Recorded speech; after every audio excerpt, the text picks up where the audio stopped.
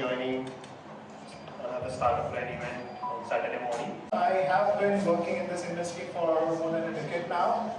It's interesting. I've started my career as a help desk analyst, answering the call in the technical services. Then I gradually moved my roles to technical support, consulting and all. I've worked with the big banks like HSBC for a few years before I learned about my interest in the startup field. So I've done 2 startups so far.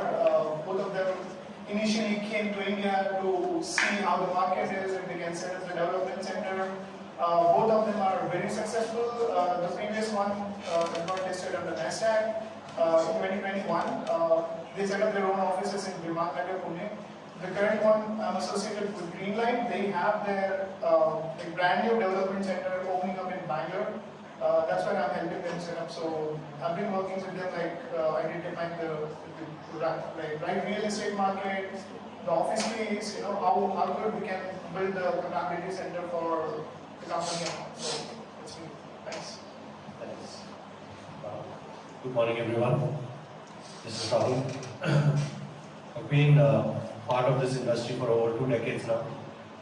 Started earlier on writing code, moved into a business analyst role, project management, and so on and so forth.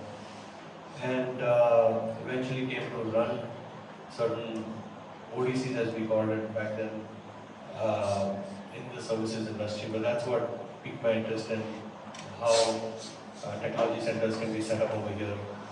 From then on, I've gone to set up almost 6 different technology centers for very large companies, including John Deere, Daimler, and a few others. And from there, took my journey further into the startup world.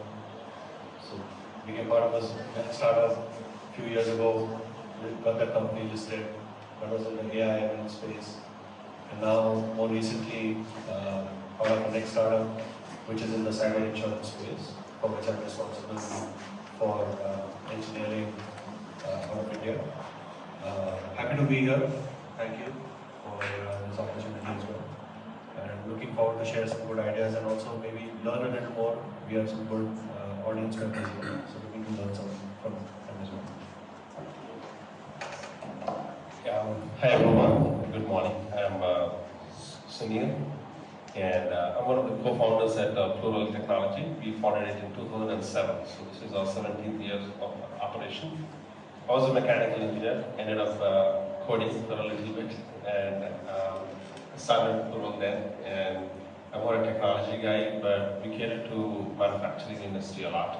And right from the days when we were a startup, we were involved serving, then we did not have the word GCC, but you could call them captive centers, in-house centers, and or dedicated technology centers. Most of the Fortune 100 and Fortune 500 companies, they don't have their technology centers in Pune. It's very interesting how as a startup you have much more leeway to go and innovate in new areas and provide the leads to large companies. That's how we brought mobile app technology to enterprise software when Android as a name did not exist, Apple as a name did not exist, or iOS did not exist, but we're doing apps on Windows Compact Edition, Simple UI, and Blackboard. Same thing happened when we brought cloud offerings on Amazon Web Services, Azure, and many other cloud names did not exist. But we're talking about enterprise loads being moved and refactored to leverage cloud. We did that same for AI, machine learning, and many areas. So that's what brings me here, how startups could help GCCs and how you make an important part of the whole ecosystem. Thank you. Ramsey? Hi folks, warm welcome to all of you on a Saturday morning. Hope you'll make this interesting. So I landed up in the GCC world quite by accident, and by some fortune, the last 8 years I've actually spent with a successful stream of GCC setups. I am a hands-on architect, I am a technocrat, I have some investments in startups. So there are 2 topics which I want to tie together in this discussion today. One is how companies like yours can help GCCs, and GCCs are, they're open arms for any help that you can get in India. Smart coding is, extremely good, getting talent, we are looking for all that. And the other thing is how do we scale GCCs. So I worked also for an accelerator in Whitney Post. That was my first GCC in India, the experience-wise.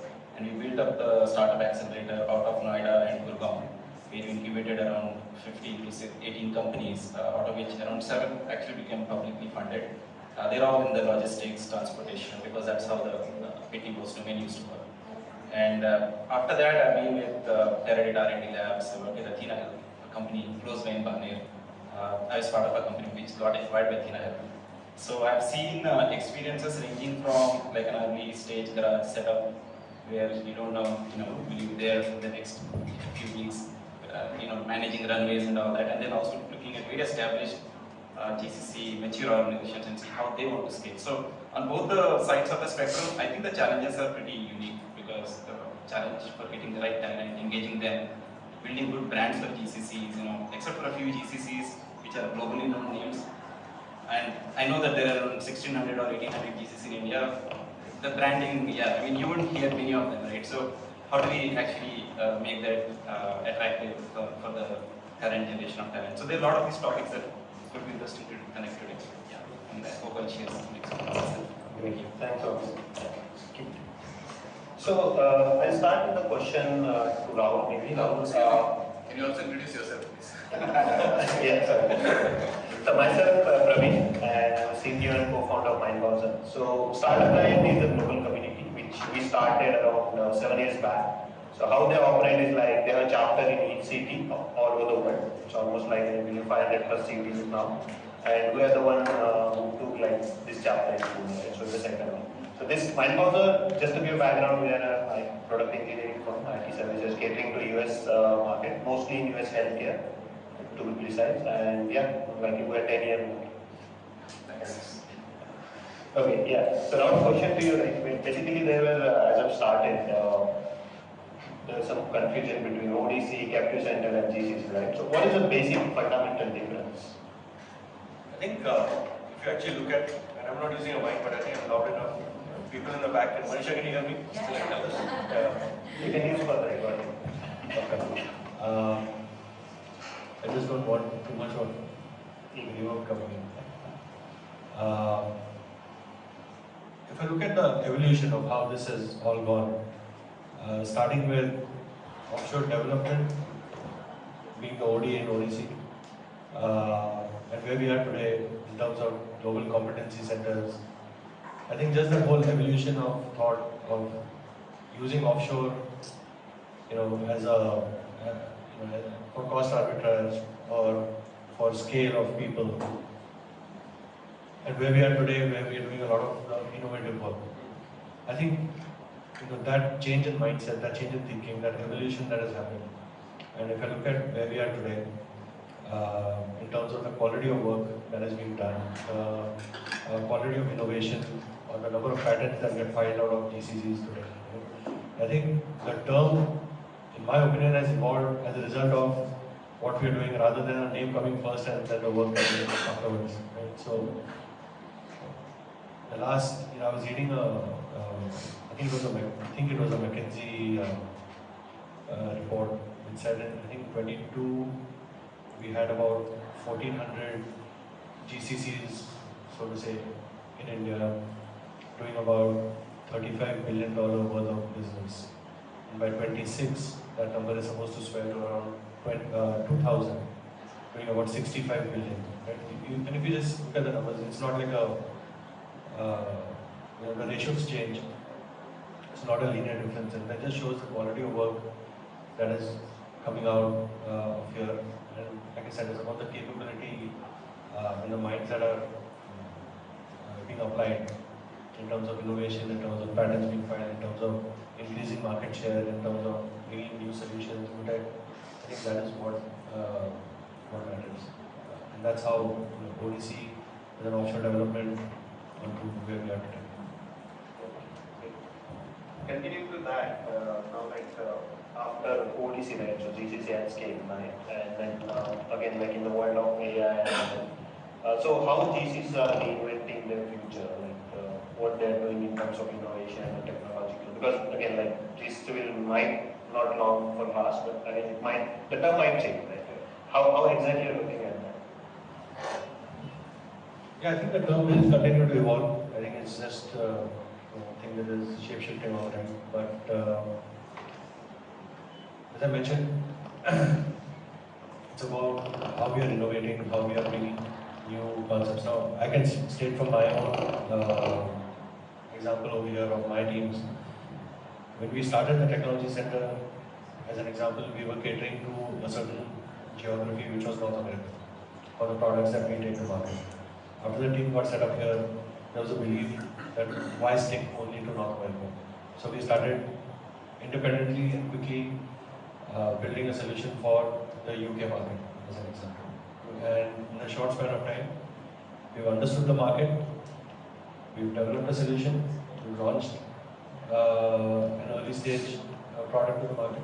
I think if I take that as an example and extrapolate and see how other GCCs are also doing a similar thing, where they are taking something as a concept, quickly adapting, evolving, and helping the organization scale and grow in new markets and new spaces. By the way, we were talking earlier about, again, we are focused on a certain line of business. GCC came in, we added a second line of business, right? So new markets, new lines of revenue as well, right? So GCC today is able to help a company move further up, further sideways, in all different directions. And I think that is what I would say GCC is doing. And then as we evolve, I will not be shy to say that when developing a corporate strategy or a growth strategy for a company, the board is generally will also be looking at, we have made an investment into a global competency center, not a global cost center, a competency center. What can that competency center help us achieve in the coming year? Up until now, in the past, it was always that, okay, this is what we want to do. The GCC can, or the ODC can help us. Now it's about what can the ODC do for us and how can we help them. Right? What kind of investment does a global competency center need? Let's earmark that and let them play their game. Yeah, that's a good term. I haven't heard about that, global competence center. So one question is you, Pratik. So basically you have been forefront of support and operations, right? And you have seen that journey from scratch. Yeah. So again, being in this industry for almost a decade or more than that. So what are the technology innovations you have seen when it comes to operation side of things? When it comes to starting with GCC? Yeah, that's an interesting one actually. So as Rahul has mentioned, when this concept initially came to India, the main focus was on cost arbitrage, where almost all the companies who are setting up their offices in India were majorly focused on cost, right? Like how they can save money, basically. But as we evolve, as our young talent started, getting familiar with AI, ML. I'm talking about recent 4 or 5 years maybe. I think it has given a huge bump to the companies based out of US. It has given a different level of confidence in India market. We can also do our innovations, not just a cost center, but an innovation center as well in India. So I think it has been helpful in the last maybe 4 or 5 years. So that has been a great driver in my opinion. I'm sure if you... Anything from your end? You have been working in technologies now, so any innovation you know? So I think when you're talking about innovation, right? So GCCs are given a target to actually innovate. That is one of the products they're supposed to produce. But I understand the question is on innovation in GCCs. What I have seen at least over the last 17 years, right? So this word about cost arbitrage to much greater purpose is very evident, right? So the need for innovation has been achieved through the parallel technology innovations. So GCCs are operating centers, right? So you are applying innovations happening. One of the common things I've seen, at least in the last few years, is applying automation.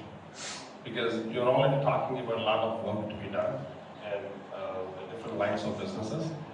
The automation and digital work is mostly through RPA, robotic process automation. So that is one thing.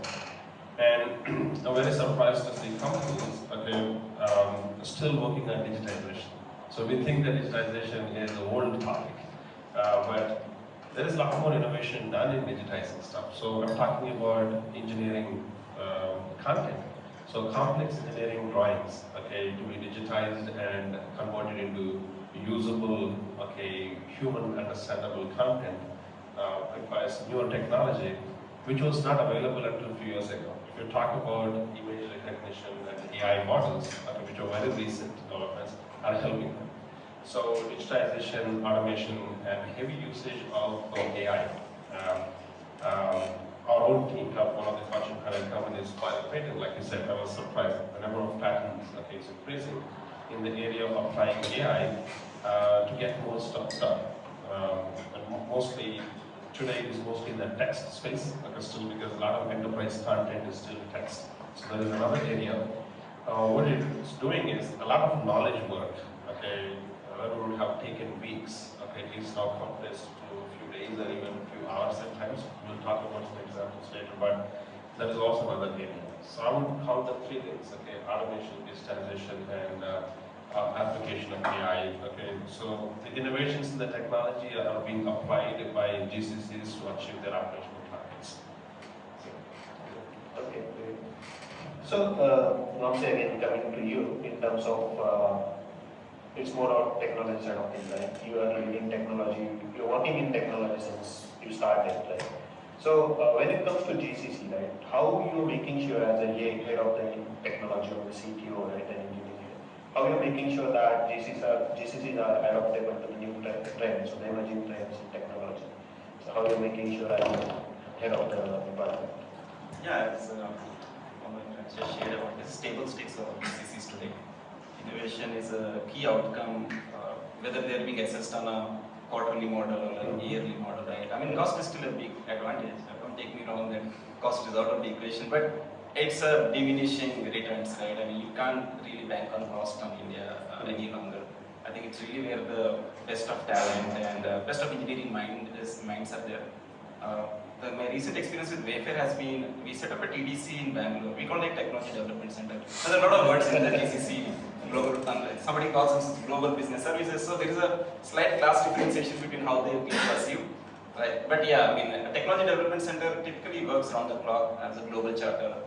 There is seamless, transfer of knowledge, seamless transfer of personnel. People actually, take, long, stints out of their home offices. So it's a very organic way to grow. So we work with Berlin, which has a very good overlap in terms of time with India. We work with our offshore partners, which of course we're slowly kind of bringing it in-house. Then our Mountain View headquarters, Austin. So if you look at all of them are atomic, and their charters are sort of autonomous, but they're all linked to a global charter, which is what we call as an OKR, the big borders, right? So for us, the big target this year is to reduce supplier fraud, and Wayfair works in a commercially very difficult e-commerce category, which is home goods and retailing. A lot of breakages, a lot of shipment issues, a lot of logistic transportation challenges, unlike normal retail. So a lot of that AI ML which kind of powers these engines are actually being built out of India. Which is very surprising because India actually has a lot of domain knowledge, and when we went to Bangalore, the first few people that we hired, the senior folks, right, they all come from the Walmarts and eBays, and so they bring supply chain knowledge, they bring logistics, procurement. Some of them are very good at financials, and so to me, the only thing that we really need to do to step this up and have this steady uptick in terms of more GCCs coming and leveraging India is build this competency and prove it over and over again across multiple domains. I also think one slight tidbit I want to share about GCCs, there is also a lot of government push. For example, a lot of the new large GCCs who are coming to India, I think if you look at technically, it's been, governments actually wooed them with a lot of benefits. So we got our chief ministers flying out there like ambassadors of business and inviting them. So that's what PepsiCo came in. Why didn't they come in like 10 years back? So I think a little bit of I just want to level set that not all people are still sold on India. You have to prove it, and every GCC has a unique setup, a unique challenge. In my case, I think we are only banking on technology and the skill of our talent, upskilling, doing something really great out of India. Of course, when you come to patents and all, it's equal sharing and stuff, but I think we just are proud to contribute to the parent organization in a very meaningful way. And that's the real driver, I guess, going forward. Yeah, continue the discussion, like it is for everyone. Again, for anybody after COVID, like that is happening nowadays is finding a talent and then retaining them, right? So how GCs are doing in a different way than companies like us, Mindbox, right? So we have the similar challenge. The one is hiring and then retaining. So upskilling you have touched upon. So what other things you guys are doing so that you make sure that what you hired, and because the people that you mentioned from, you hire from the Walmart and other PPE, right? So you need to also make sure that they stay with you guys. Well, I think the flip side to that is, of course, because the global ecosystem, people know each other. It's a rolling roller. It's like you can switch between companies, and there's sort of transient knowledge in that ecosystem. So Bangalore, for example, is amazing in terms of e-commerce talent. But the same way, if you look at Pune as a lot of system engineering talent, a lot of people who work with databases, file kernels, you won't get there in some other city. So I think we made conscious choices where to set up the center. But to be honest, I think in terms of retaining talent, purely with respect to a brand, it's tough in a GCC because, as I said, a lot of these GCCs are not known, right? How many people know Giant Eagle? They are like US's largest grocery with like 15, 16 multi-store format brands, right? And they're a big name in US, but in India, you have to really talk to them. Yes. So the engineers, they are still looking at career choices when they come to GCCs, and they're looking at long-term on-site opportunities. So some of these low-hanging fruits are probably more possible in a GCC. But again, on the other hand, I feel that some of the more established GCCs, I think branding and retention is not such a problem. It's for them how to scale, right? Yeah, scale at a pace that is both meaningful to their very presence in India. I think that's my thoughts on that. Can you repeat your last question? So it's related to this. Not this question, the one before So this. it was related to Wayfair only, for the one I'm saying. No, the question that you asked before this one. Okay, I asked about in terms of innovation that is happening in technology, right? And then that was another question was related to Wayfair role, what one sees playing. So one question is around innovation. Yeah. And then the follow-up question is about retaining talent. Yeah. And I think both of those are actually interlinked. Yeah. Okay. So, for example, we talk about attention, okay, or finding talent. So here's the thing, and I know Wayfair, I know Rohit wanted to actually go in a big format with. He comes from. So he comes from Walmart. I know Rohit earlier, who set up Wayfair. And I think he's spot on in trying to get everything in-house. Because here's what is happening. This is where we, as a community, have to be careful as well. And services are a great way to scale fast and everything. But I think today, to a lot of extent, when you talk about services companies augmenting your journey, there's a lot of dilution and value dilution and talent that happens as well. Because there's a big rush to just get 20, get 50, get 100 people quickly engaged, up and running. And I think what GCCs are doing is even with smaller brands, if they can sell their concept better. Today's young community, the young talent is extremely aware, they're extremely knowledgeable of what's happening in the world. And they can see through fluff, and they can even see through things that have potential. And so if you find the right people, it's horses for courses. If you find the right people for the journey that you're trying to undertake, I don't think attrition is that much of a problem. And if you give them the right kind of stuff to do, and the opportunities to innovate. And by the way, innovate, I tell you, I've been blunt here, in our ecosystem, it's a very, to keep the conversation very politically correct, it's a very abused term, right? If we have a certain feature, if I improve it by 10% or build some feature under it, I call it innovation. That is not innovation, I'm sorry. Right? That is incremental improvements. Right? When you think about true innovation, when you give your team the ability to do that, and they are walking with you hand in hand, step by step, on your larger journey. I don't think attrition is that much of a problem. That whole great resignation phase, I think, is well behind us, where people were kind of getting all kinds of crazy numbers. All that is, I think, behind us. And so if we find the right people, we've done the right stuff, I think we are really sorted. In terms of the technology adoption, I'll give you one of my own examples. And just for the audience, I have led large teams. I have led teams of few thousand people as well. And I used to have this high in a way of how many can I hire in a month. And I've done good numbers, I tell you that as well. So from a person who was running like a $175 million P&L, few thousand people, this that, today I've taken a slightly different approach. For example, I have one team which is an data analytics team. I sat with them a few weeks ago and I said, look, each of you all have equity in the company. And they all, and knowing the answer, they all said yes. I said, now I want something built. And we have this much time to do it. Now it's your call. Either you find better ways to do what you're doing and adopt technology which is available in a better way. And if I don't see any reasonable progress, I'm going to hire 5 more people. And that equity which I have not yet given you all, I will now have to distribute amongst those 5 as well. So essentially you will gain less. Now it's your call. Either you gain more and think, or you don't think, keep doing and gain less. 5 days later, there was an invite on my calendar, we want to show you something. Very simple, right? So, we found newer technologies, they researched, we found open source, they reached out into the ecosystem, reached out on this group, that group, found ways, and now we're building a little prototype based on whatever they can. So, it's about enablement, it's about giving the opportunity. So, that's why I asked you to link both questions, and then I think they go hand in hand.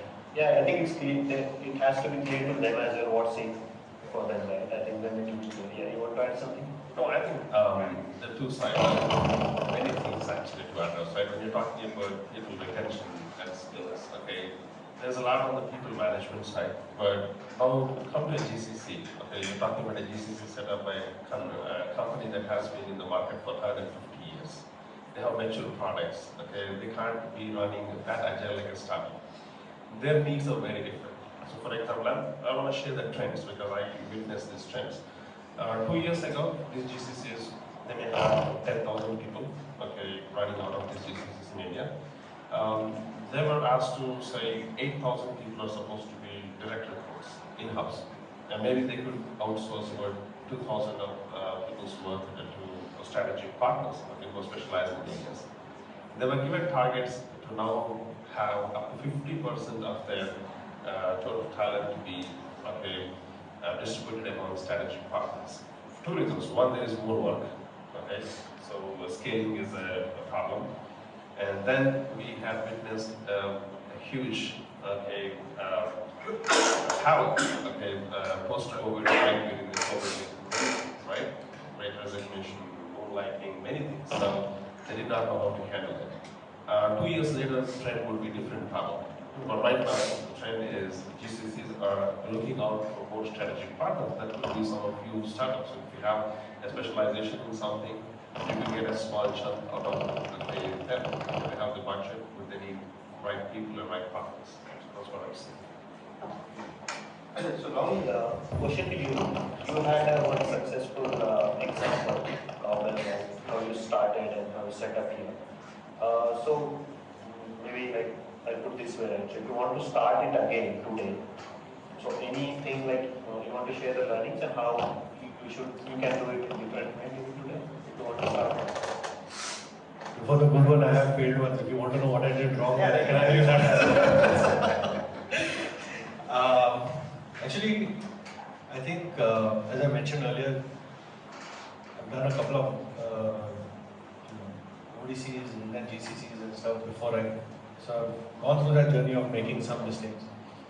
And one of the things I think I did right this time is myself understand where I want to be as an organization 2 years, 3 years down the line, and kind of work backwards from there. So one of my favorite management books that I read was Stephen Covey's 7 Habits. The first one is begin with the end in mind. Looking at where I want to be and then working backwards and then setting up a team accordingly rather than what do I need to fix right now, what do I need to do today. So a little more planned approach I think helped me a big way. And then where did I hire from and who did I bring on board? I think that was the second thing I did right. Rather than I need 5 developers to start today, it was more about what do I want those guys to do, and if I want them to do such, then where do I look for them? And I took some time to get the right team on board. But then also when I got the team on board, I found people who, I'll say this, they may not necessarily be the best in class in what they're doing, but as a team, they're working very well. And that brings out the best in them. And they're learning from each other, they're working well as a unit. I could have found people who are individually much more talented, but then I think that team players were, if I was to liken it to the current World Cup, right? You don't have, you can look at New Zealand as a unit, how they work together. They may not be the fanciest players, all of them, but as a unit, how they work, that's how my team is working. And I think that's what I did right this time. In the past, I've been in a rush. I need to quickly get this up and running. A very startup mindset. Let's do this today, right? And take whatever and let's do it today.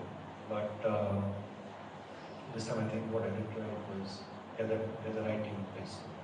It just makes my life easier. I am now focused more on the business outcomes, where we want to go, what kind of strategy, so on and so forth. And they are supporting extremely well. Okay. I think your network might have helped as well, right? Network definitely helps. I've been doing this for. Hiring key people is because you cannot find them. So, yeah, absolutely. But then within that also there are choices. Okay. So we'll move to the second segment where preparing for the GCCs, right? So we can start with Pratik. So in terms of, because again you're coming on the other side of things about support and operations. So are there any regulatory challenges you see when it comes to that? So before I talk about regulatory issues, let me highlight some interesting numbers. Okay, I'm not sure some might be familiar, but as per the numbers shared recently, Indian GCC market in India is about to reach 110 billion industry just in India by 2030, which will employ approximately 1.4 million talented staff in India, right? That's a talented people from India, 1.4 billion, you can imagine the numbers. And coming back to the government, right? The regulatory support from Indian government has been a key to this. Because going back to when the SEZs were from Special Economic Zone, I think that played a key role in bringing a lot of GCCs back, more focused to India. The kind of tax benefits they offer,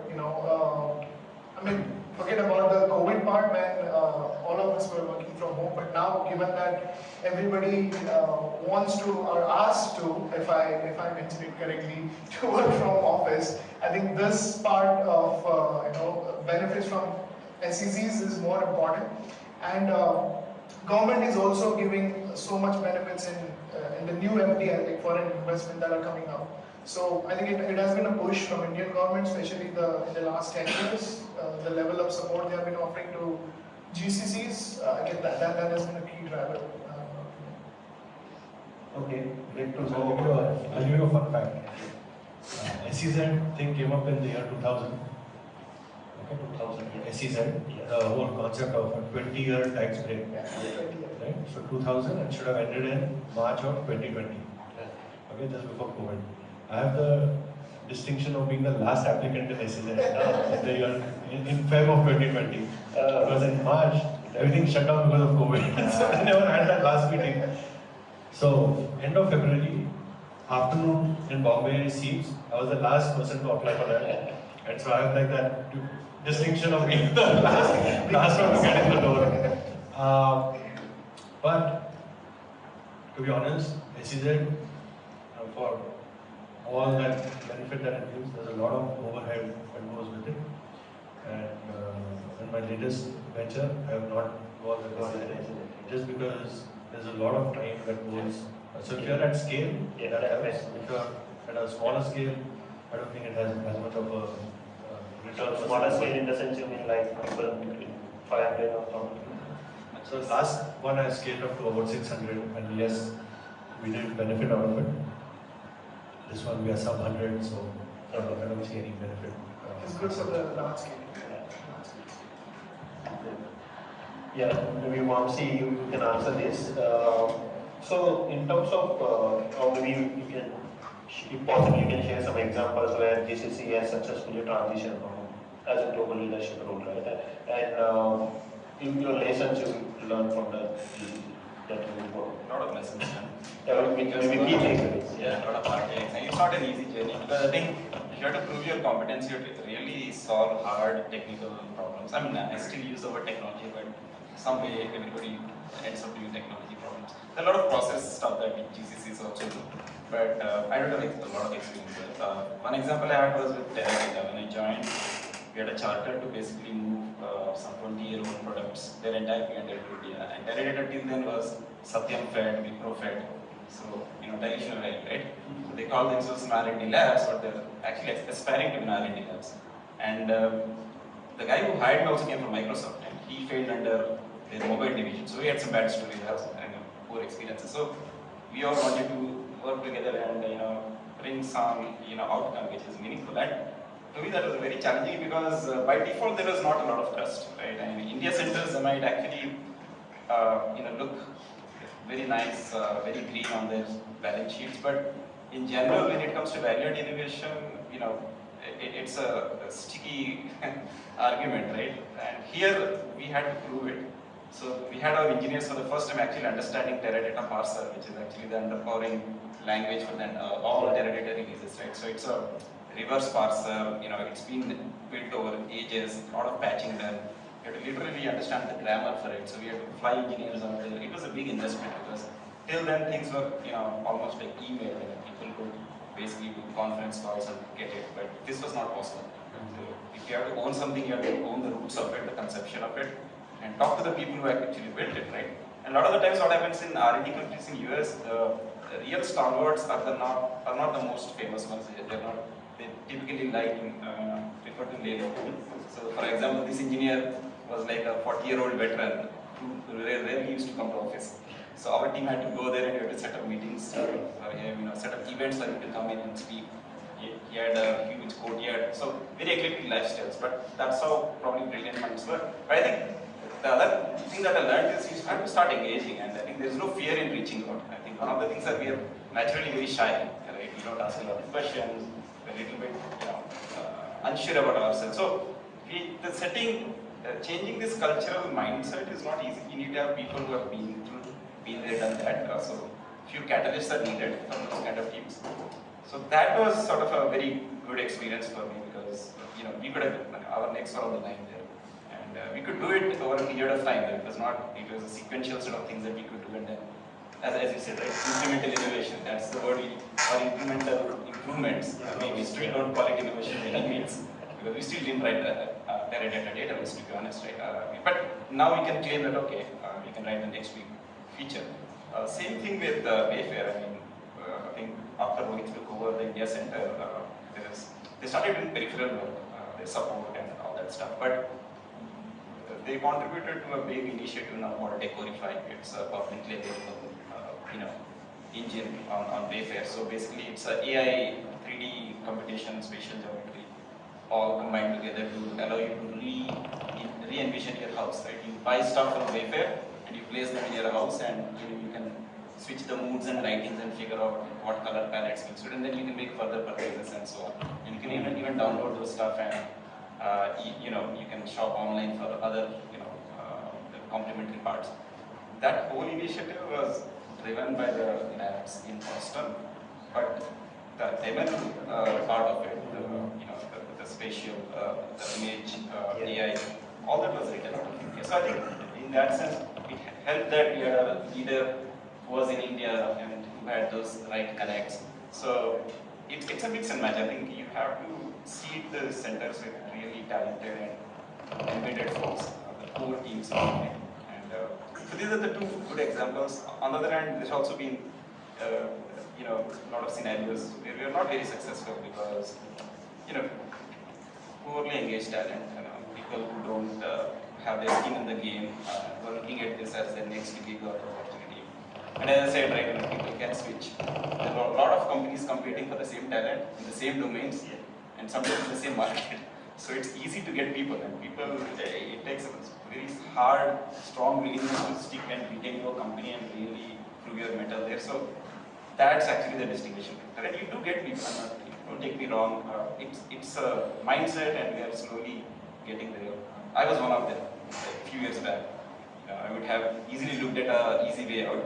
But now I realize because then it's a trap, right? You can't move out any longer. So you have to start giving value. As you rightly said, that one way is to bring that inclusive, own stuff, right? Own it completely and master your destiny. That's an extreme case. I mean, a lot of people can't do that. Especially GCCs, you cannot even offer options and stocks. How do you retain and engage your talent? So it's a wide topic to discuss. So, to Sunil, right, we are continuing on AI side of things. So, using Gen AI, so how GCCs are transforming this, or maybe making best use of it. I think you're working with few products around Gen AI, right? So, Yes. maybe you can speak on that. Yeah, I think so. Segue into something modern and latest, right? Generative AI. Unfortunately, most of these terms are heavily abused, right? So everybody says they are Gen AI enabled, capable, AI plus, Gen AI plus. It's with every buzz, every trend. AI enabled ML. You throw and whatever sticks, right? So I think, it is abused, and but still, okay, I've seen at least a handful of my own customers, okay, all of them Fortune 100 customers. Very forthcoming, okay, even before, okay, re-asked, okay, so the leadership, okay, it very much relates to your previous question about leadership. So, GCCs are looking for some thought leadership and also research leadership in India. That's a good thing. So, there is a testimony to the fact that we have risen to be leaders in what we're doing in GCCs. By numbers, we have been leaders for a while, but by quality and the content, I think we are leaders now. So coming to the generative AI, so what I've seen customers trying to do is, at least with us directly, is they're trying to enable conversations with complex content. You take a 600-page compliance and regulatory framework. You need a specialist to actually understand some of the facts in it and summarize in a way that it is going to be answering a question that is relevant to your business. It is a little complex. So it is not a direct Google search or a direct database search. So that is how we are all used to, right? So everybody got systems. Traditional databases with a relational or whatever technology you use, end of the day you need to have the data fed and you're searching for the exact same things. What generative AI is doing is enabling this human natural language to be translated into a way that you could have a conversation with your data.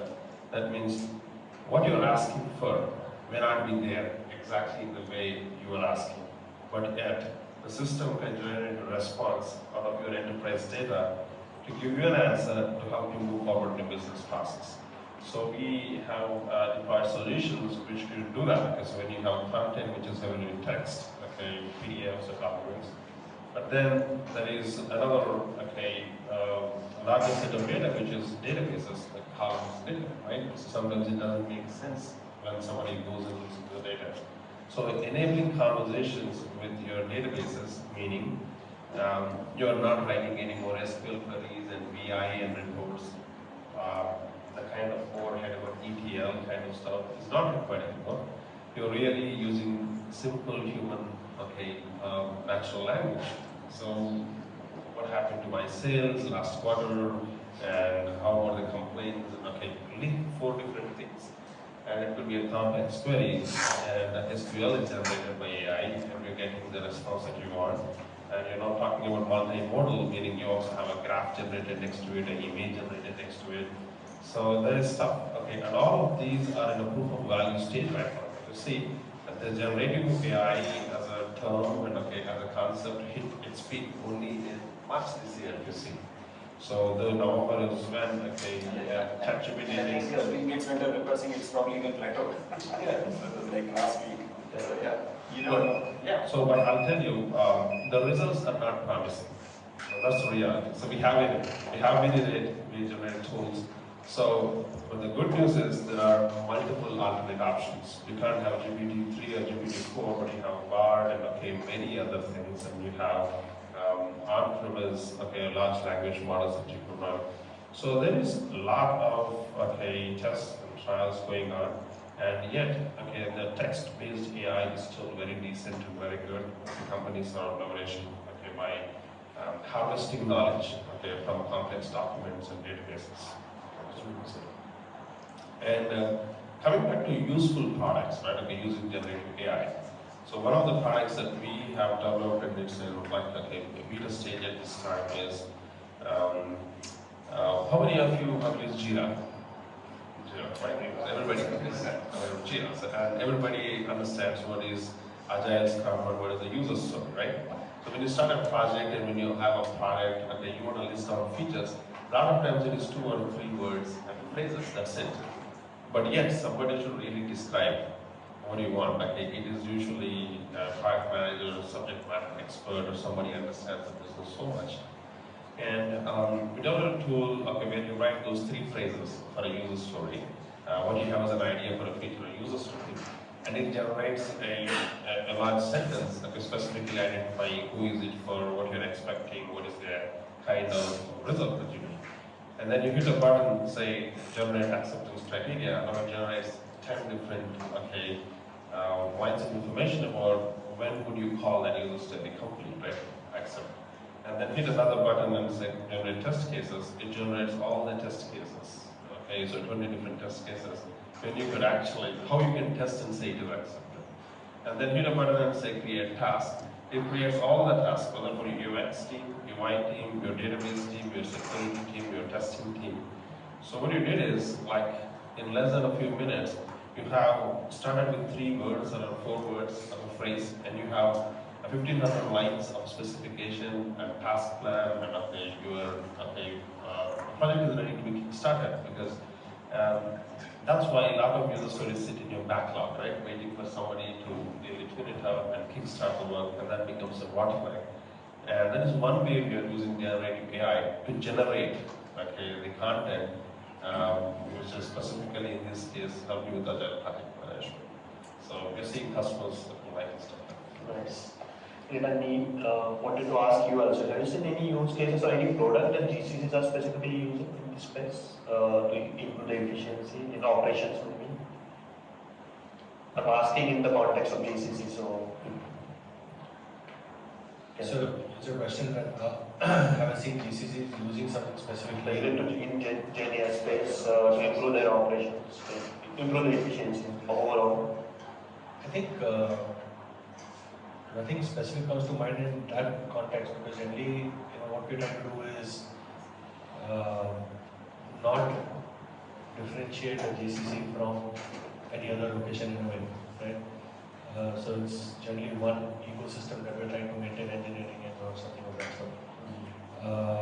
Of course, there are some sub-tools that the team will use at times, but I think more than that, what I would look at, see, I like to focus on the outcome. So more than that, what I would look at is how have GCCs impacted the organization in terms of being faster, better, cheaper, something of that sort. Or how have we helped, like I said earlier in this conversation, enter new markets or to offer in existing markets. There are examples that I have where our teams over here have work with other GCCs, for example. So my team working with another GCC over here to collaborate and take something to a common client that is of high value to them.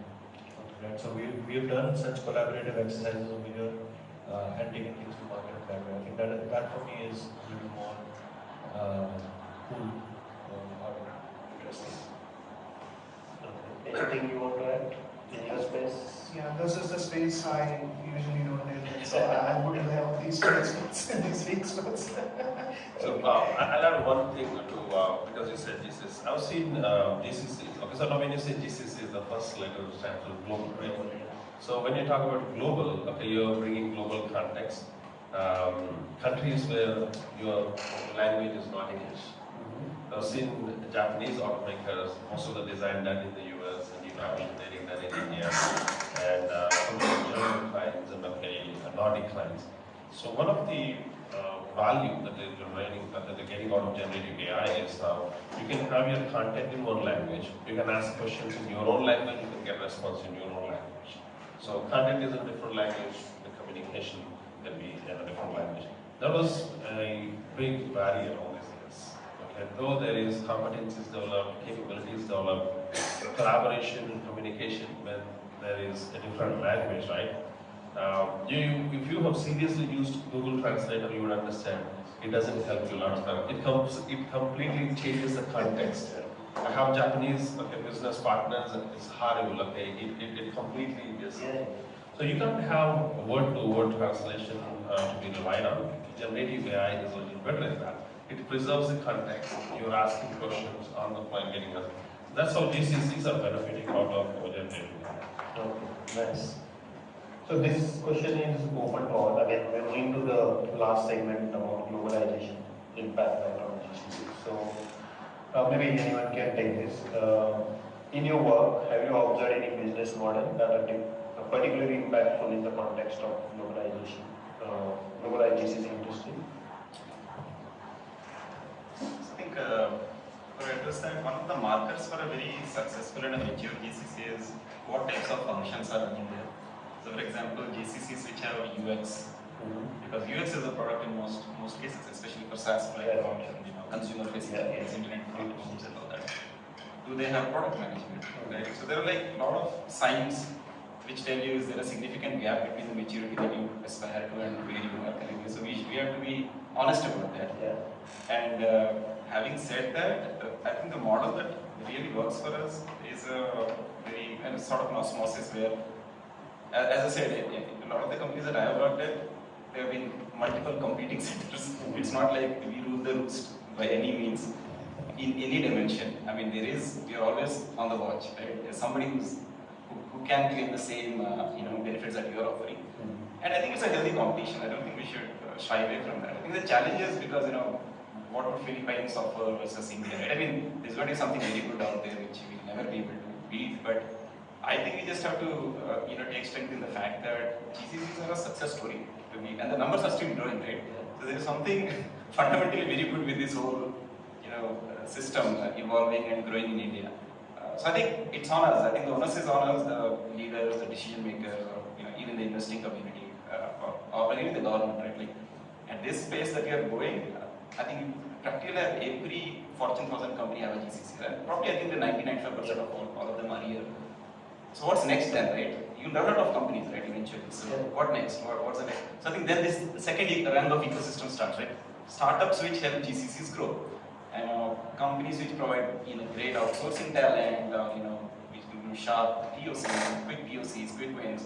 A lot of the cases, existing engineering teams within large GCCs are extremely slow because there is a large process to get even them involved. So I think sometimes they just spike these opportunities to smaller vendors, and they're very nimble for it. They come back and so here we are talking in terms of weeks, not months and years, right? So they come back with very good, decent prototypes which we can then build upon. For example, UX is a great thing. I mean, for most of the time we didn't find great UX talent in India. We used to go to Romania, the Middle East bloc. But now I think there's been steady inflow of talent. People have spent considerable time in UX. People have done UX degrees and all that. So I mean, I think the global model helps. But I think more important is people need to spend time understanding the world, which needs travel and face time. I think unfortunately with COVID and this relaxed and safe mode of working, and people are losing their touch. So I don't think we can really make that possible. Scaling without having people up to your counterparts, physically being in a workshop kind of a setting, talking, face to face with people who have been through that journey, the founders, co-founders. It's very hard to get that culture, right? Else you'll never be at that maturity level where you can take things progress. So I think that's probably the model that I. Okay.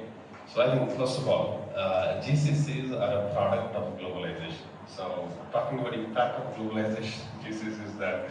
So GCC is a product of globalization, right? So that has enabled GCC come into a picture to start. But I think if you're talking about now, not just as technology and how GCC is functioning, a little bit on the social side of it, right? So there is a shift in economics globally. Right? So the work that is supposed to be done elsewhere, large companies who are spread into 180 countries, 150 countries, are consolidating major areas of work into one location. So you go back to theories of comparative advantage and things like that. They have been there for more than 100 years and it is still working. So that's why there are proven models which has made this kind of consolidation and having these centers working out of here. What it is doing globally is huge. If you see the society and community in India especially has risen to new levels right now. So it is completely exposing this generation and next generation into new types of jobs and employment that drives universities and colleges and schools to teach them stuff like that. And a lot of kids are now already global citizens. Otherwise, when they're still like 10-year-old, they think global, because the parents are. So I see the impact, especially on the social side, to be huge. And what it enables, the venture economies like Europe and North America is, so they are now innovating in newer ways. When you have GCCs doing a lot of burden shifting and heavy lifting, and that's why you see AI, right? Generative AI is a product, of shift of burden, GCCs to be here. So if the capabilities and competencies are still in the West, there was not enough time to innovate. So what it does to the whole world is that we raise to the next level because you're giving time for somebody to research and bring in new technologies which improves the quality of life which you're already experiencing. So this is part of the whole circle and the game which you're all in the policy. So I think, so the industry that we are in,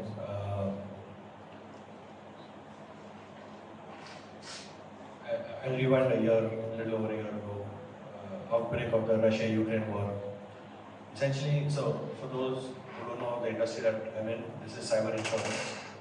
And if you look at where a lot of, what do we call threat actors are residing, a lot of them come out from certain specific geographies. Right? And a year and a half ago, when those geographies got entangled in a war amongst themselves, it directly impacted our business. Because now instead of, and in a good way as well, it impacted us in a good way. Now, when things are kind of getting a little stale over there, again, it's impacting our business. And no sooner as that started impacting us, now there's a new region of turmoil, unfortunately. And so, there's a lot of funds that come from Israel that go into technology startups and stuff like that. And actually funding has slowed down. Right? So a lot of this kind of geopolitical stuff that happens as well, it directly impacts somewhere else as a trickle-down effect over here. Right? So when you talk about globalization and stuff, there are a lot of positives, but then there's also some of these aspects that we need to be aware of, that we need to be considering when we are doing setups and things. That's one thing. Second thing, I think, towards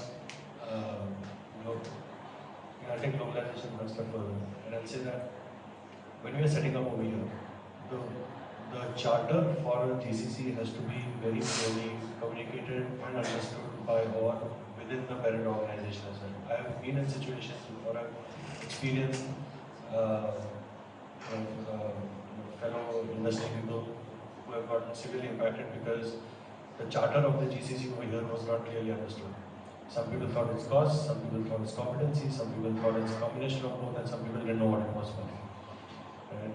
And when you don't know what it's for, what happens is all the so-called unwanted work or the whatever nobody else wanted to play with gets tossed over, and then you're in a vicious cycle. And the team over here is not satisfied, then they quit, then you start hiring again, and you're in that downward spiral in that one. So I think up front, people knowing why they are setting up, what is the purpose of this GCC. I think that is important. So globally, especially in larger organizations, when there are so many global centers, and what is the global center in India or in Philippines or in Germany or in South America, what is it standing for? What are they trying to achieve using that? I think that needs to be understood so that there's no fighting for stage space over there and stuff, and it's a healthy growth for all. What that also does is to the leadership, it tells, okay, if we want to go in this direction, then we need to make investments here. If we need to go in that direction, we need to make investments there. Otherwise, you have investments happening here, expectations are there, and it's complete chaos. And then finally, a mindset sets in that GCCs are a failed kind of initiative or whatever for us. So I think that clarity is very important. When it comes to setting up, right, because you come from support and setting up the infra and everything, right, including the identities and whatnot, right. So when it comes to globalization, so you're working with different regions and different people and different ways to access the systems and whatnot. So anything you found as a challenge when it comes to working with multiple region global companies or global centers when you are setting up in India? Before I talk about challenges, I think, time zone is obviously, for example, if we have a counterpart working in the Bay Area, for example, it's like almost like a 12 hours difference, right? And when we go out and build out an office space in Indian market, which is where we have to deal with multiple people like vendors, real estate, network vendors, they all, we work in the like this, our standard time, right? It's very difficult to coordinate between those, and that is the gap we wanted to cross that bridge. Now that given that we have a lot of people who are successfully setting up like an amazing ID build out, like ID spaces for GCCs, I think that bridge is not there. Even the new offices that we are building, right? They are closely matching with the standards in the US. So they are not now bothered about like how the build out will go. I think that's not an issue anymore. And again, talking about how we can make like a GC successful, coming to Vamsi's point, right? I know a lot of people are here, CTOs, some of them are co-founders. It's very important to bring most of the functions, if not all, from your US or European counterparts to India, because that initially, like previously, the companies were flowing in a unidirectional way. Like we can only run, say, CS part of the business or a support function from India. That was the view of majority of the companies before. But now I think that has drastically changed given the access to a talent we have in India. It's very important to bring major of the functions. Sorry, I mixed up two, like your first question and the second question, both of them. Yeah. Good. So maybe Rahul can start off with this particular map. So basically, the recent geopolitical situation, right? So how do you think it is impacting? One of the points Vamsi mentioned in a positive way, right? But any other things you want to add? I think I covered some of that, right? The current situation that is going on, funding gets impacted directly, for example. Or some of the other macroeconomics that are happening in terms of everybody wondering whether we're in the middle of a big slump or a slowdown. I think just the conservativeness that has set in people being a little more cautious. And look, some of these cycles, war is an unnecessary cycle, but some of these other economic cycles that happen, I think they are good in a way as well. So just to keep a check, and reality is this thing. Otherwise, you're like a runaway train, and costs and everything else are just spiraling. Today, I think where we are, if anyone is going IPO, anyone is looking for funding, gone are the days where you're doing something and suddenly you're getting like a 10x, 20x valuation, and some crazy numbers are floating around. Today, whenever I'm speaking to people on the VC side or any of our existing VCs, something that they are definitely looking at is the bottom line that you have as well. So growth is one thing, profitable growth is another thing, and I think the current macroeconomic situation is driving people to think a little more realistically towards profitable growth, or what is the real value of a company rather than some hyped up 10x, 20x kind of multiplier that can give any kind of returns which then don't come into reality and stuff. So I think. So you're talking about geopolitical, right? There is a lot that has happened in the geo and political area since COVID. One of the biggest benefactor likely has been India. So if you see about post-COVID impact, right? There are many strategies that are out, even big four consulting companies are out. And what is being signed as China plus one strategy, okay, is now India strategy. India strategy is become a mandatory strategy. If you are a large company, you need an India strategy. What are you going to do in India? How are you going to leverage the growth? Because India has been the only country that is the bright spot when you talk about GDP growth and rate of growth versus employability on any metric. Okay, so we have seen India being on the top spot. Other benefactors being some of the Southeast Asian countries, including Vietnam, and Indonesia is the only other country which was going to climb up into the top 2 position, okay, from elsewhere. What it means, okay, is if you see directly, India hasn't been doing much manufacturing exports to start with, okay, it was net importer. And India's manufacturing exports are going to triple in less than 5 years, that's one thing. India has been importing iPhones, and today India exports iPhones as well, right? So not only that, okay, many companies, okay, have moved out completely. Samsung does not have any more manufacturing facilities in China, 0 right now, as an example. So we're benefiting a lot in that. So GCCs, okay, would get much more benefit, okay, for manufacturing facility to work out of India. So you need a lot of stuff supporting infrastructure, right? So you need real estate, infrastructure, talent, technology, and everything else. So there is a booming industry right there, okay, which is possible because of that. A lot of new alliances started, U2, Y2, pads, okay, many things. So what it brought to us is new avenues, okay, and completely new research. Space research is another area, okay, which is in place. We need technology for that. Very interestingly now, okay, even well-respected space agencies worldwide, okay, trying to work with startups in India who are into space research. So these are all result of geopolitical situations being around very recently, and the future is great at least for next 2 decades. Okay, there is opportunity. The sad news is, okay, India is not capturing all the opportunity. There's a lot of spillages. For example, China would have factories, okay, spread across 400 acres to thousands of acres where you have 4 lakh people working out of one location. In India, if you have 10,000 people working out of one location, that's not a large location. So there is 4 lakh. So we are unable to scale. So we do not have the kind of approach and the ability or the knowledge to do that. So that's where we have to innovate.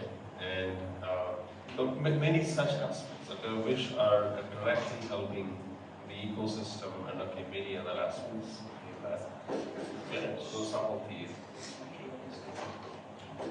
Very good points actually. And I think, so one change that I've seen is over the last decade or so, just the sheer number of entrepreneurs that we have. And I think that community is building at an exponential rate. And that is what is important as well. We are going from a doing kind of a mindset to a thinking kind of a mindset. And yes, we are far behind. We really need to scale up. Yesterday I responded to somebody's post on LinkedIn about, respected Dr. Narendra had made a statement that we need to work 70 hours. That garnered a lot of attention. I just think that a lot of people read it. Different people read it different ways. I read it as the way I read it was the amount of inefficiencies we have in our system. If you have to compete with somebody in either China or the US or in Europe, if you have to just keep up that productivity level, you have to work 70 hours. Your question earlier about how is the government helping, not helping this, and I think if they can help us in some ways to just clean up areas that we lose a lot of time in. We talk about infrastructure, we are like amongst the worst. I have been to countries that are supposedly way behind us economically, but they are way ahead of us infrastructure. Somebody mentioned Vietnam a little earlier on. You go to Vietnam, you talk about road transport infrastructure is there. It's a lot more organized than a Bangalore or a Pune or a Mumbai. So yeah, some of these things we can fix for ourselves, and nobody else is going to fix it for us. We have to fix it ourselves. All the best to you going back home. And to you as well going to Nagar at this time. Might as well have lunch here and then go down. So, but yeah, that's unfortunately where we are, and that is our loss. So the spillage will happen.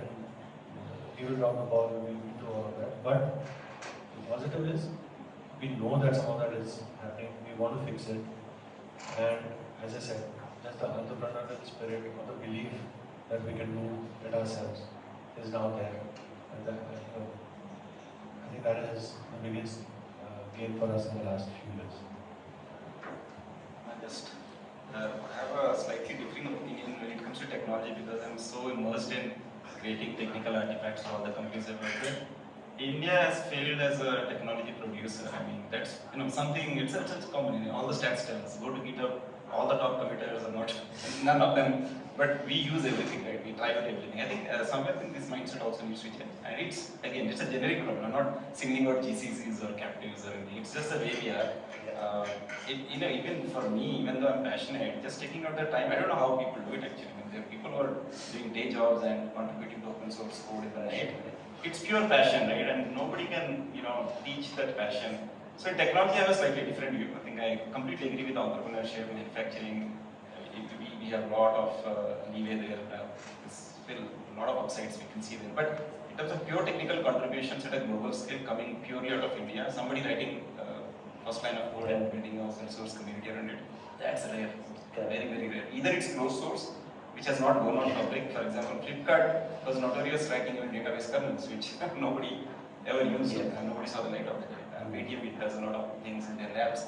None of these are very public, right? So, but on the other hand, if you look at China, I mean, of course, respect of the language, GitHub will also be Chinese. So, as long as you can bear with that, a lot of their open source is out there, right? They really want to, show global footing there when it comes to their technical. I think that's important. I think that's where. So real technology innovation. Yeah, real technology, not even innovation. I'm saying contributions, right? Exactly.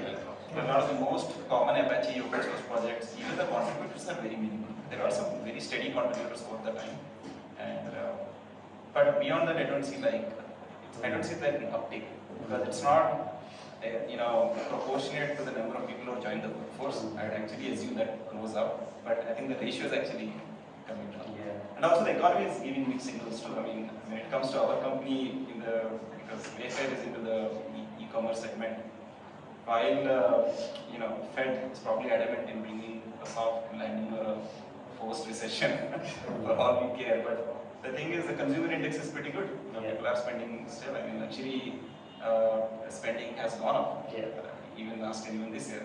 There is a funding winter, which means our folks have now cut back on discretionary spending on any abstract work or anything which is outside of the mainline anything which doesn't have a production deployment timeline within the next 1 year, it's out of the window. So these are some hard choices we have taken, but in general, I think the business fundamentals, depends on every company, right? How they want to view the market.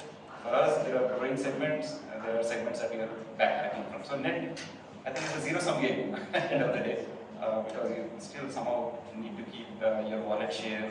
For us, the overall pie of the market has increased, but our consumer spending has decreased. So how do you read that? So there are different challenges, I think, the investment in each company in their thing. But I think this is a cycle still. I still believe we will come out of it. Yeah. Are we primed to really take the leap when we come out of it? Because if you take too many cutbacks, you become very conservative, you lose out on the opportunities. There's like a floodgate of opportunities, the next economic boom comes. Right? So we have to be a little bit progressive there. I think some companies I feel are very, very conservative. They've gone like a complete U-turn from where they were. But others, look at blogs. I think in COVID, that was a plethora of technical blogs that were coming out from every company, right? People are actually writing very good content. And this year, if you go to a lot of these common blogging sites, the technical content has dropped. The last update from big companies are also dropping. So the mindset is more, it's gone inward, right? More protectionist, people are looking at saving their jobs. So I think somewhere it has an impact because you're not that bold, you're not taking so many risks as you used to take before. But as I said, right, for people in technology, definitely you're making a career in technology, you're early into technical career, right? Always try to get into do something which is out of what you do at office. Have a pet project, have a passion project. It actually has a pay forward, and it pays very well actually. 10 years down the line, I think sometimes you're known because of that, like more than the work companies or the So one of the difference when I was actually doing one of the program in MIT. So one of the difference I saw between the companies in US and India is like they're not spending on research and innovation, right? So they don't have department as such in India. I haven't seen a more of like services company that is the mindset, right? So they don't have such kind of innovation mindset, and that's what I think the talent has been coming out of that college and just getting into the service and started going there. So they're thinking them as a B-level resource only. Nothing is happening beyond that. That's a very interesting topic. I'll add 2 points to that. You said you observed in the US there is more academic research and nothing. If you go to statistics and do research, right, the amount of research fund available just to Stanford University is more than the whole research funding that we have as a whole country. So that's where the difference is. And the truth is that if you want to create intellectual property and new technology, you need to spend more on research. And if you're not researching and spending on research, there is no way you have advantage in leadership in the market.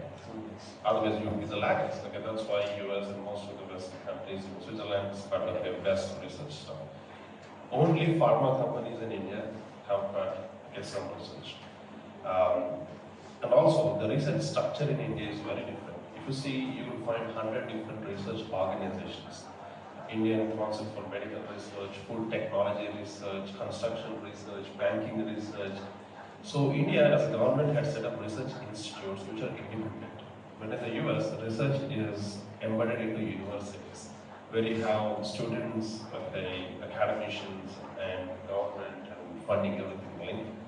We have a problem with the structure of research is being done in India. So there is a larger political and also mathematical issue that has to be solved. So when you have enabled professors with research funding, you're also teaching your students and also you're doing research that will be used by industry. So that means the automotive cluster in Pune would be benefiting out of the research that is happening in universities. So they get motivated to give back money to the universities to research so that they can spend more time in selling their products than doing research. So that is the fundamental problem of India does research, and I think it requires policy level changes there. So there is problem. And to the other point what you mentioned, right? You don't see go to GitHub and anywhere, you don't see a lot of people committing anything new. So I think we should learn to give more than taking. Okay, so that is a behavioral problem that we have to solve.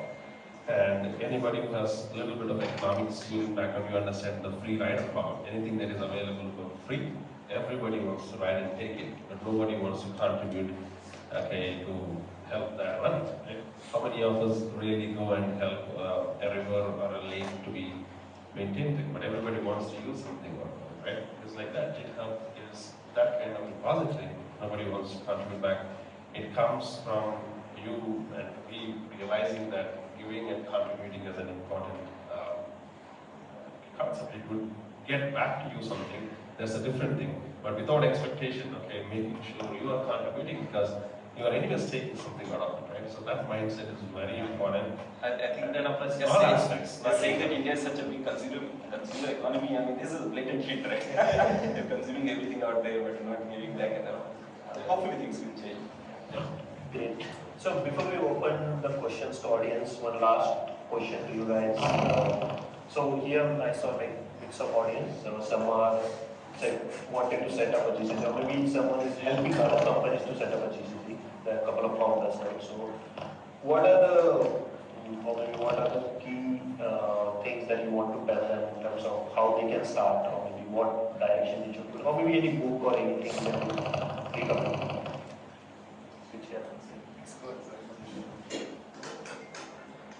So is there anybody who is planning on setting up a GCC here?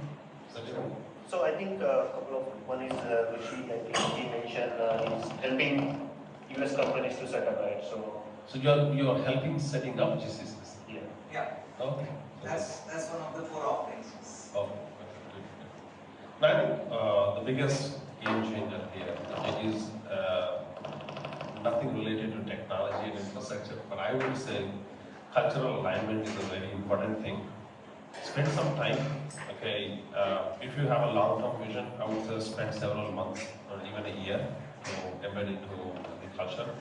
US is easy, but if you're working with Europe and any other, okay, because I think we have a lot of work being done with US, that's why we know how to get that taken care.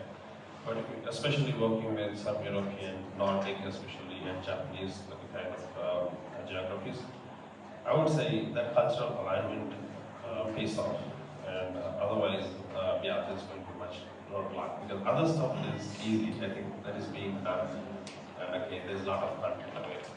Okay. There's one quick advice that I could give based on my own experience. Maybe we can have the next questions. So I open for the audience. People who are not aware of between anything, cannot differentiate between GCC and captive. Can you describe in simple words? Yeah, I think you came late, but someone just. Sorry, this was afterwards. We actually had the same question earlier. We'll have this in the recording too. Have your opinion about why do you think GCC India will succeed? Do you think any threat from other countries like Philippines or Ukraine or most like Scandinavian and European countries, like smaller European countries? Do you think any threat to India's GCC's gold rush from those countries? Irrespective of what business you're in a globalized scenario, there's always a threat. Right? Somebody is always trying to do something different or better, or sometimes technology comes in, changes the way a certain businesses run. I don't think any of us or any industry can be complacent in current times. It's a tough world out there. And so yes, there is a threat. Now, whether one person comes and eats all your food or 10 people come and share your food, that remains to be seen. But yes, there will always be a threat. I have seen services companies who are having established ODCs for their clients lose an entire ODC overnight to somebody maybe in Vietnam or somebody in the Philippines, or I've even seen it happen to Mexico, and more recently I've seen it happen in situations to Canada as well. Just the way our cost metrics have gone up, when you factor in some of the time difference, plus cost, and the savings, and this and that, productivity, everything, there are companies who decided to go to Canada. I've seen companies who have decided to go to South Africa, the LATAM region, but Costa Rica. Yeah. So so absolutely. But like I said, whether it is, if you look at some of the numbers, like 140 million, for example, something like that. Right? I don't think there's anyone who can eat your entire chunk out. But yeah, in bits and pieces, if you don't control some of those spillages, leakages that you mentioned, we are going to see intermittent losses here and there. A technical knowledge, and in that scale, if you want to really set up a tech center with 10,000 people, I don't think there is another place. You don't have that many people coming out of colleges anywhere else except here. But if we're talking about small, format tech centers, yes, you could lose to even countries like Hungary and some Philippines and other places. But for large format, we still by far, so the best one. Just a quick question. So earlier one of your speakers said that we need to bring in the primary activities like manufacturing into India. So how could you bring in the primary activities at the same time retain the profitability? Like if you bring in the activities, you are facing a lot of challenges regarding the cost and arbitrage, the labor side and the other factors which are required, like infra, space and all. So just wanted to have your opinion on that. No, I think I was the one who was talking about manufacturing. I was not saying to bring manufacturing, but manufacturing is already coming to us. So, for example, there is a few trillions of dollars of manufacturing business that's already happening in China that has to go out. They're finding home in India. So, for example, manufacturing of mobile phones to automotive components to semiconductor devices, everything is coming to India. So that's an opportunity. Okay, so we should have open doors and actually not lose on it, right? So that is the first part of it. So those are primary activities, okay, which are the last point of touching anything tangible, right? Making real stuff. We can't be services only business. Okay, I will give one example. We are heavily involved in the US. US today imports 98% of all their apparel. There's only 2% apparel done internally. When COVID hit, okay, they did not have capability to and capacity to make masks or even PPE kits. So you see Dr. Fauci and anybody saying wearing masks is a bad thing because they say that it would spread more of your viruses. So you have to sometimes say different things when you don't have capacity and capability. The point is you need the primary activities close to your home, some percentage of it. And if you are a net exporter, great, that's another thing. And especially, you could get, because still the bottom line and margins well maintained when you have the research and technology in place. If you are doing the whole manufacturing with your own hands, yes, there is not much bottom line. You have machinery these days, and robotics, which will really align, very intricate things. And you could have 10,000 units made where a person is only able to make probably 100 units in a whole day. So we should tackle it differently with the technology, automation, robotics, to get to that place. And when you maintain high quality, there is also a premium. Companies, and consumers are willing to pay. That's why you see products that are available at 10 times more or 100 times more, and still there is market. So so that's how I see why that's going to be still helpful. Did I answer that? Yeah. Maybe I just want to add one minor point here is that when you talk about manufacturing as a whole, it's basically an assembly line, right? I mean, typically if you want to make a finished product, right from the sourcing raw materials, it's probably a bad idea to put everything in the same, put all your eggs in the same basket. That happens with cars, right? Luxury cars, assembly lines, and that's at least the cost have come down because of that. Because assembly is better in India, right? You've got skilled labor and a lot of government incentives powering that. So I think again, manufacturing not the general term, but if you're looking at base essentials of everyday living, I think those all should be there. You can't have dependent on soaps and food items elsewhere. But yeah, anything major, anything bigger than that, I think that's where the global model really kicks in, right? I think the best countries should do the stuff which comes to them naturally. And we should have all the good government policies, all the trade treaties going on to help us build global products. I think products are global. Most of them are consumed at scale all across the world. So that's my take on that. Hi. Can you talk a little bit about the business models of these GCCs, and especially the ones that are not dedicated, or not set up by larger companies specifically for them? There's two types of GCCs. There's ones that are set up privately to handle a number of different clients, and then there's others that are set up specifically by large corporates to do their dedicated stuff. And so I'm wondering, what is the business model here? What is it specifically? Obviously, there's some recurring revenue, there's project-based fees. How are these independent GCCs making money, and how are they growing, and how are they finding clients? Okay, so yes or no, and anybody can correct me. Okay, so GCC is relatively a newer term used, and it is used in the context of companies who are already large corporations or new startups. They have a dedicated capability center. And earlier, you would outsource a small segment as a customer support or some technology development. Now you're talking about a capability. For example, your procurement, your accounting, your finance, you have some manufacturing, quality related stuff, or you have anything in the core technology development. So when you talk about capability centers, so it is like an extension of your business. So it is like weaving of a fabric and how strings go in and out, right? So it is so much more ingrained. So you are not outsourcing. The word outsourcing doesn't exist in this anymore. So you are ingrained in your business. So you are actually touching most of your business function as your own dedicated office. It's like that. So that's the change. And now the business model itself, there are ways these things are set up. You really have a strategic partner who's doing it, and you agree on an hourly rate, for a different set of capabilities, or you have blanket rates, which is going to be based on a ratio mix, where you have a monthly spend or a yearly spend, you agree on a 3-year spend, you have shared KPIs and targets that you achieve together. So those are the things that you can see.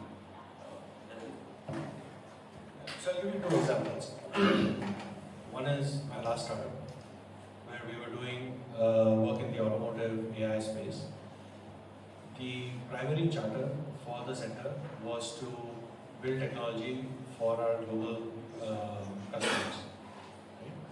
And so these were an extensions of our existing engineering teams and other locations where we were doing work. But because we were in the automotive space and we established in Pune deliberately with the automotive ecosystem here, and auto industry is growing. So what we did is also set up a dedicated sales team here, and part of our engineering was focused on customizing the solutions for the Indian market and the subcontinental market. And so we sold directly over here as well. So 80% of whatever we did was for the global, 20% of whatever we did was for the local. So here's one model where a GCC setup over here is doing both. I'll take my most recent example, where today we are operating in a regulated industry. We are not yet, we're not even applying for regulatory permissions in India. So we're selling to the US and to the UK. And so all of the efforts that are going in from here are towards those markets, and the funding, or how do we support ourselves? It's on something like what you were saying, where it's a cost plus a markup kind of a mechanism where the funding is coming. But there's no domestic revenue in the current example. There was a domestic revenue in terms of the previous example, and that would be cycled back in to push us further into the next year. I guess what I'm thinking is I'm sort of trying to envision this, and I understand the concept and I understand how they're set up, but I'm thinking, is there another market for these GCCs? In other words, instead of being set up by a large corporate or a large dedicated client, is it possible to have a GCC that handles the capabilities for 15 different companies? Yeah. So that is, and a privatized model that, basically some entrepreneurs come and say, we're going to go out, kind of like the call center model, right? The call centers are handling calls for, X amount of compass. So is there a market there? What are the challenges to making this model serve other smaller SMEs that might not be able to afford to actually set up their own dedicated GCC? But now, you're bordering on the what we used to traditionally call the outsourced product development market, where it's more of a services kind of a setup, handling 15 different clients, for example, and setting up 15 different ODCs. So let's say this is one company, set up by him, ODC 1, ODC 2, ODC 3, and likewise, catering to multiple different clients simultaneously, right? And at times, it is set up in a way that they are completely separated from each other. So, person getting off project A cannot, a client A cannot go and service client B, and so on. The logic also. But that is, that absolutely, that has been there. That has been there for a while. It is what large companies like Persistent have based themselves off of for a number of years. Can you give me the names of a couple of the larger ones that try and do this? So I think what you're asking for is something where like companies like TCS, Infosys, and Wipro, these guys are already doing that in a very large scale. So I've seen TCS would have a center for Boeing, okay, but also for Daimler, Ford, like literally. You see thousands of people working just for those clients. Okay, there are many such companies, and that was the traditional business. Okay, that started in the 1980s when even Tatas had access to the first mainframe kind of computers, and they pioneered it. Okay, they would do the work here and send the hard drives on an airplane, and you would go there after a few days and get back. It started like that. So that has been a traditional business. Okay, and that exists even today. And if you want to know how that model works, yes, okay, so if smaller businesses anywhere else in the world do not have that ability to set up on their own, like Pratik mentioned, okay, one of these companies, okay, we could set you up in the space, okay, with them, so you could have your own security network, okay, you plug into it, okay, and then if you want a product development function versus you want a business support function, like helping you with procurement or buying or finance, auditing, we could do all of that. So my own company does, but okay, does not do the business support function, but mostly on the technology and engineering side, something like that for businesses across the board. Okay, yeah. So we'll conclude. Thanks for the great audience and thanks for the panel.